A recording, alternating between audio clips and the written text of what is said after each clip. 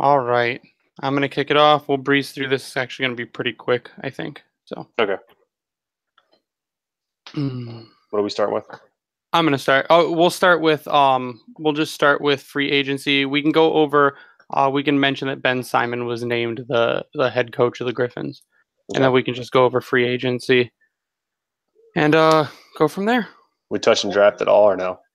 Um we can a little. I mean, there hasn't been any movement, but we can a Or do little you bit. want I to can. kind of mix it in with talk about the draft and the trade and free agency? Yeah, we can do it before trades. Okay. Let's do it around trades. All right.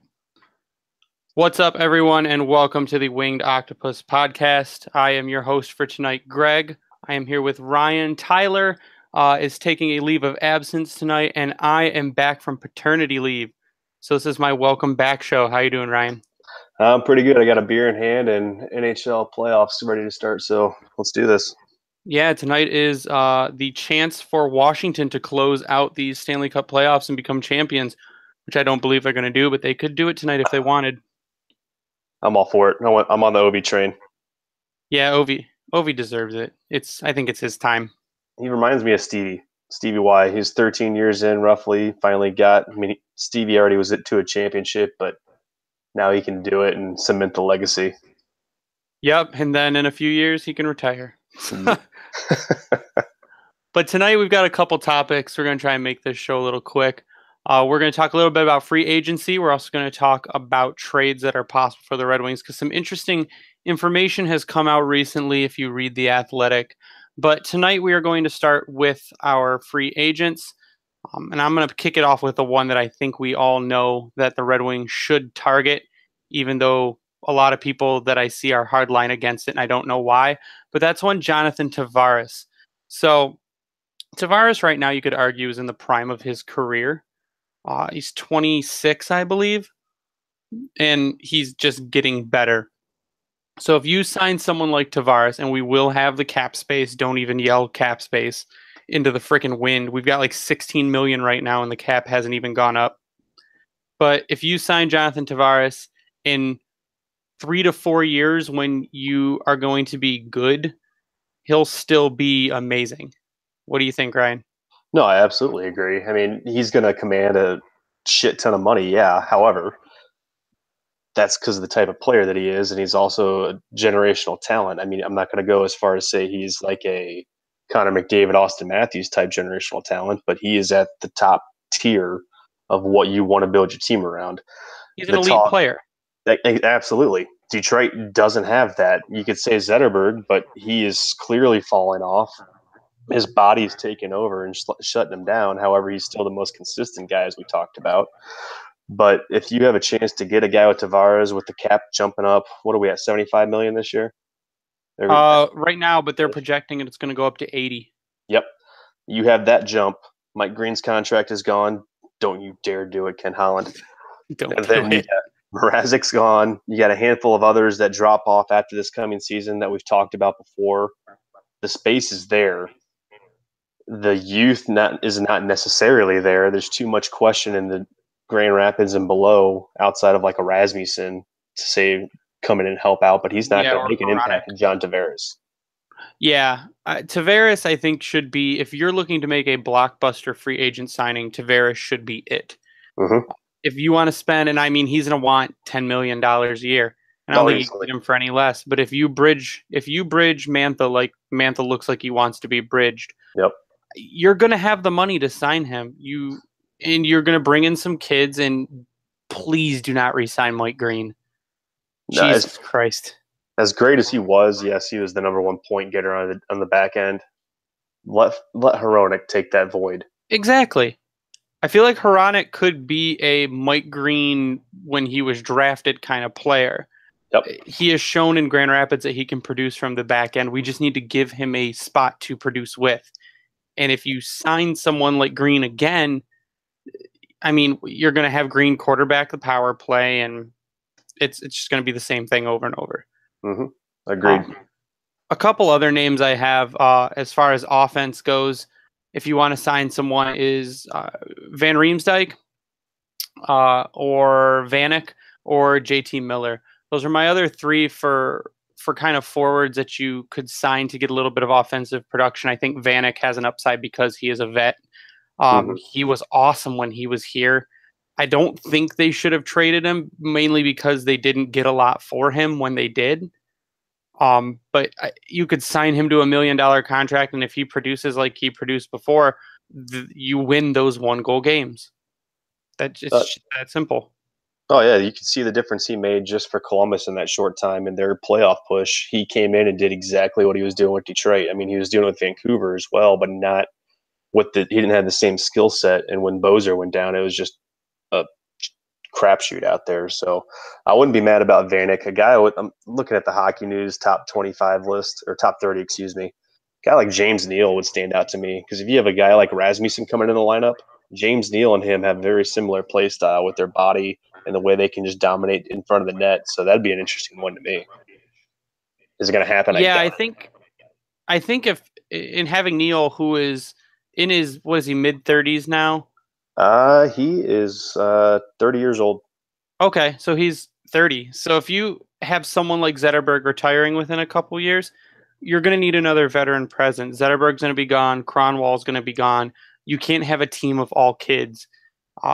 Edmonton has shown time and time again that does not work. Yep. So if you sign someone like a Vanek and you keep him around for a while cheap, he's a veteran presence. If you sign someone like Neal can come in and be a veteran presence in the lineup and help the kids in the locker room and off ice. So I think knowing that Zetterberg's going to be gone and Kronwall's going to be gone, you need that veteran guy that you can plug in that's going to produce but can still mentor the younger players that are coming in. Right. And go ahead. No, go. I was going to say there's a handful of defenders too, like just going down this list. Ian Cole, I've always liked him. He's an aggressive type defender. Yeah. And granted, we have to dislodge a bunch of the crap that we had back there. But just going through, I mean, a guy like Derek Ryan wouldn't be an awful. He's a center. He's a good veteran presence out there. He slumped a little bit, but he could still provide something I think that Detroit could use. Yeah, I also saw someone bring up John Moore from Jersey. Yep. Moore can be a slightly offensive defenseman, although he's not going to turn the team around. He can provide some power from the back end. I think, though, with defense, our best way to go is to clear out contracts and bring in Hronek, bring in Cholowski, see what they can do. And once you know what they can do, then next season say, hey, I need to sign a free agent because they didn't perform the way I think they should have. Yeah, everything I'm hearing from like Craig Custance and the sort, sounds like the two main blocks that we could see jettisoned by trade deadline, or the draft deadline, is Jensen or Ouellette, which either of them gone, I'm not going to be too upset about. Jensen maybe a little more than Ouellette, only because it's not one of the guys like a DeKaiser or Erickson, for instance, but the way they look at how they performed on the team as a whole, they're not going to go anywhere. Erickson's only got another year after this coming season, so I don't see them actually doing anything with him, unfortunately. Yeah, and I think we'll get a little bit more into the whole Jensen and Exo thing in our trade portion, but I want to go to goalies, and I think we're in lockstep on this one, that the Red Wings' best bet is probably to sign a guy like Carter Hutton. Jimmy's got 2 years left. Hutton is in his mid-30s, although with St. Louis, he was really good. He probably posted one of the best years that he's had. You could probably get him for around $3.25 to $3.5 million, maybe. And you could put him in a 1A, 1B situation where you platoon him and Howard.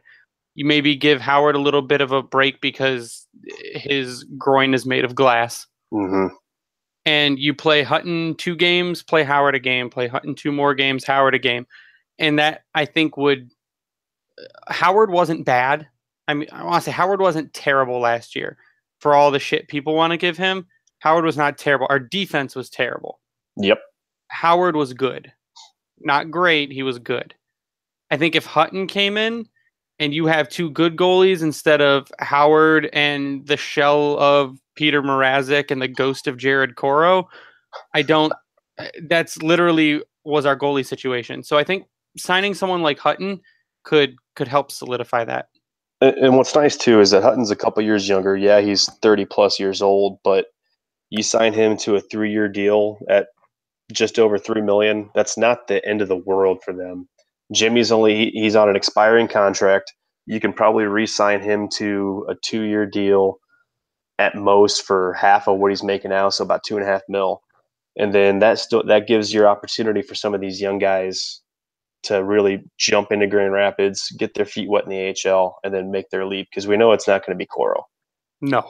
The opportunities he's been given has been fallen to the wayside, which is extremely unfortunate because of how the promise that he had, but it was all at the AHL level. So, yeah, I think with the goalie situation, if you re-sign Howard after the 2 years, you sign him as a backup. Yep.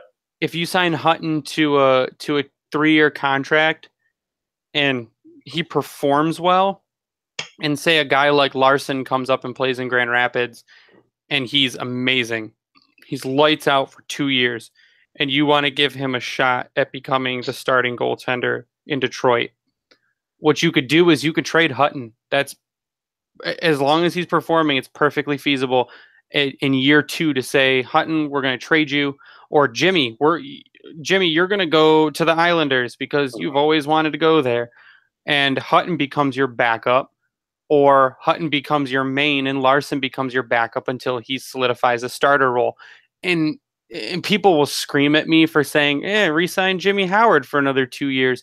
But if you sign him with him knowing he's not going to have a lead role, then there's no problem with that. Look at all the people who were veteran backups in their career before they retired. Look where Ryan Miller has gone. Look at Hasek. Exactly. So it's not out of this world to say sign Jimmy to a backup style contract, trade him or Hutton towards the end of their contracts to bring in a young guy. We at no point right now have a backup goaltender ready that is currently signed to come into the NHL. We don't even have one that's going into the AHL. They're in college or they're in the juniors. So no, they absolutely need it. And a guy like Carter Hutton, I mean, the nice thing with Jimmy is that he was prepared to accept his role as the 1B or number 2 with Peter when he was actually playing well. And he can do that if they had a Hutton, or say a Yaroslav Halak, which is kind of like the backdrop. I'm kind of looking at this list here, but he's the cheap option. Yeah, Jimmy will do what is needed of him, and he's already accepted that. He knows how old he is. Yep. But he's still playing at a good enough level that can help the team.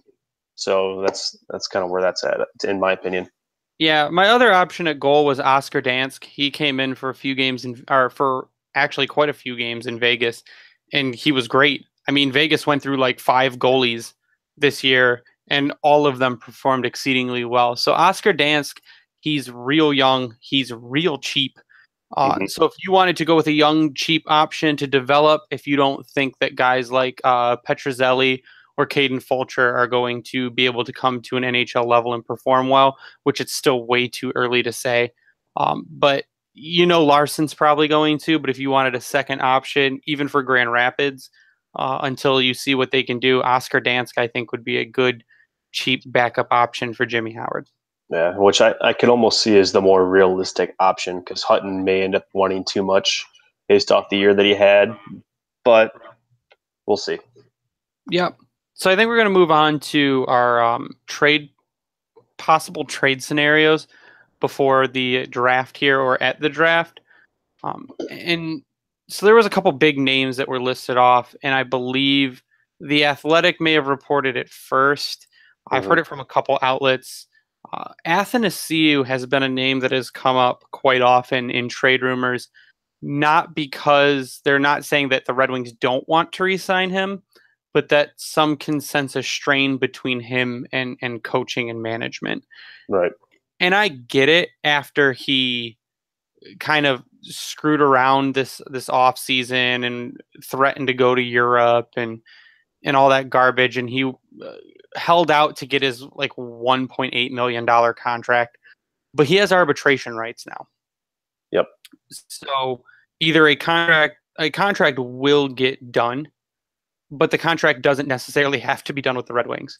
So I think they could easily at the deadline, or not at the deadline, but at the trade table, trade AA and to get a second and a prospect, and then maybe package some more of those picks to either move up or get a player looking, or for trade to a team to get a player they're looking at. Right. He's tricky. I'm pulled up the Athletic article you were referring to, and he made 1.4 million. I don't think he's worth much more than that, maybe 2 max right now.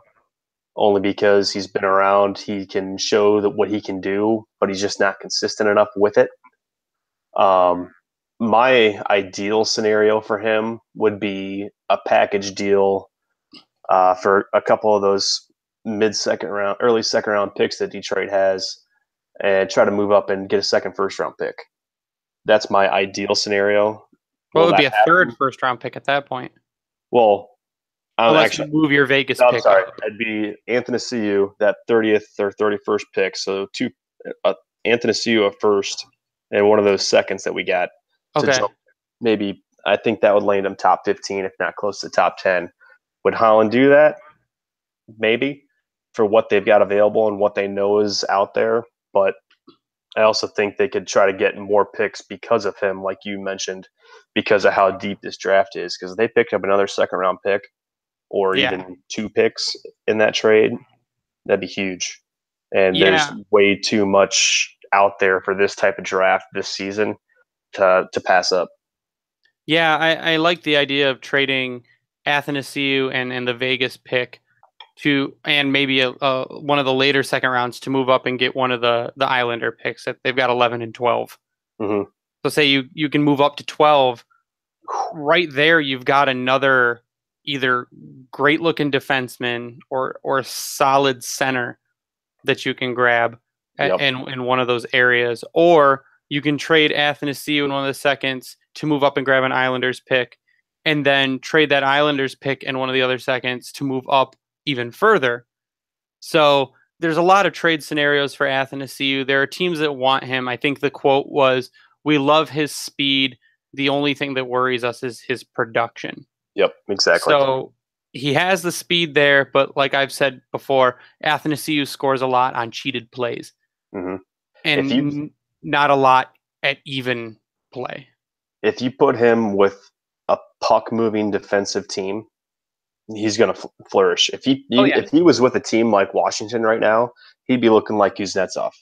I know that's a bit of a stretch how great Kuznetsov's playoff has been, but I think that's what he could potentially be like if you've got a team that can actually pass the puck out of their own end.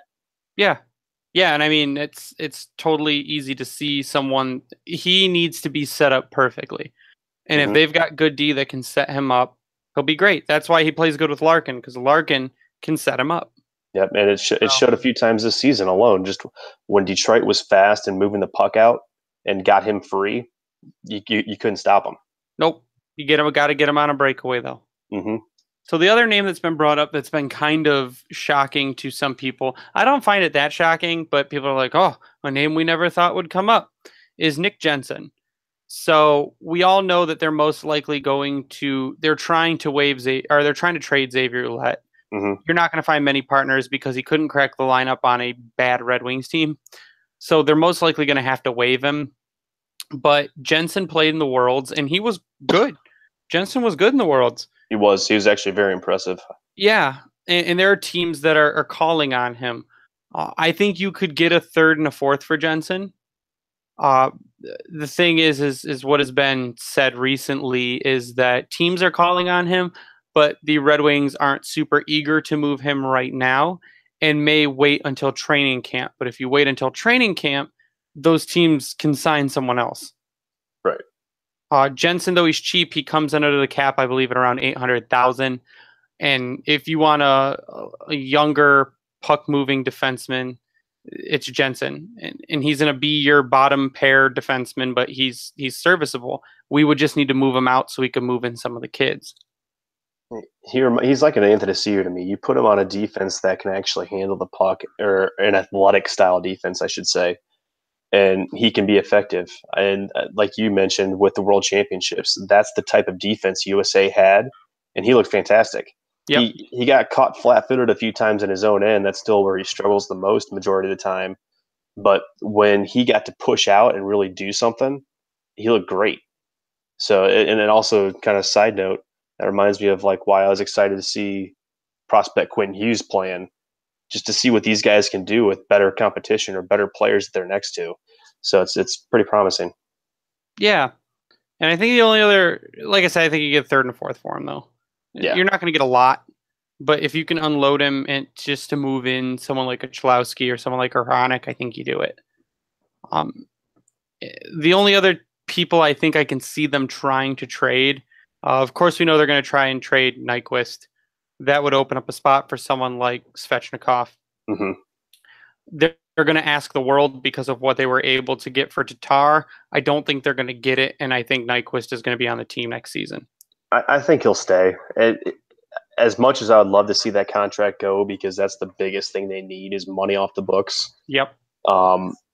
If he goes anywhere, it's not going to be until deadline time, and it's all going to be dictated by how he plays throughout the season, which I think he's going to have another similar. He's not that old. How old is he right now? Nyquist is 27 or 28, I think. Yeah, he's still at that perfect time in his career. So it's not the possibility it's going to be similar to Tatar. I don't think he's going to garner a first-round pick. No. He's not the scoring type. He's the playmaking type, which is perfectly fine for most teams. But he can make, I think, more of an impact than Tatar unfortunately did in Vegas. But I still think he's still got the short end of the stick anyways. Yeah, I think if you put Nyquist on a line with someone like a Michael Rasmussen, who can finish, I think he has a really good year, and you could see him trade by the deadline. Right. No, I think it could definitely go well for whatever they try to go with, and they can make something happen. It just depends on how this draft and free agency goes, and then where they're going to take it from there. Yeah, I think the only other people they may be able to try and trade, I don't think it's going to be successful, is DeKeyser and Glendening.